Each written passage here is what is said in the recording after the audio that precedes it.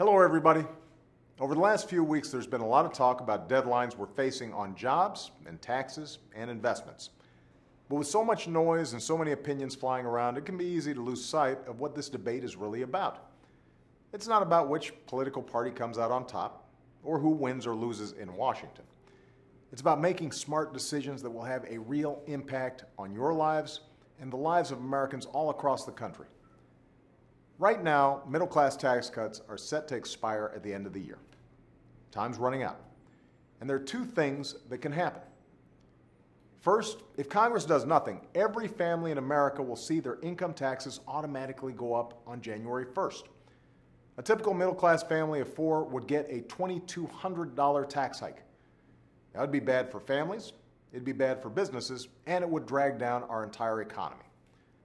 Now, Congress can avoid all of this by passing a law that prevents a tax hike on the first $250,000 of everybody's income.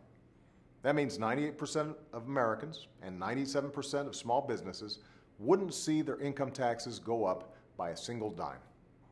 Even the wealthiest Americans would get a tax cut on the first $250,000 of their income. And families everywhere would enjoy some peace of mind. The Senate has already done their part. Now we're just waiting for Republicans in the House to do the same thing. But so far, they've put forward an unbalanced plan that actually lowers rates for the wealthiest Americans. If we want to protect the middle class, then the math just doesn't work. We can and should do more than just extend middle-class tax cuts. And I stand ready to work with Republicans on a plan that spurs economic growth, creates jobs, and reduces our deficit. A plan that gives both sides some of what they want. I'm willing to find ways to bring down the cost of health care without hurting seniors and other Americans who depend on it. And I'm willing to make more entitlement spending cuts on top of the $1 trillion in spending cuts I signed into law last year. But if we're serious about reducing our deficit while still investing in things like education and research that are important to growing our economy, and if we're serious about protecting middle-class families, then we're also going to have to ask the wealthiest Americans to pay higher tax rates. That's one principle I won't compromise on. After all, this was a central question in the election.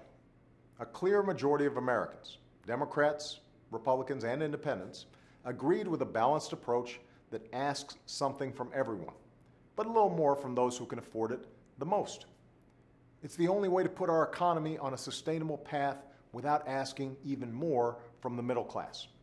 And it's the only kind of plan I'm willing to sign. Everyone agrees we need to bring down our deficit and strengthen our economy for the long term. The question is whether we can do it in a responsible way that allows us to keep investing in the things that have always made America strong. I'm convinced we can. And if both sides are willing to compromise, I believe we can give businesses and families a sense of security going into the new year. Thanks, and have a great weekend.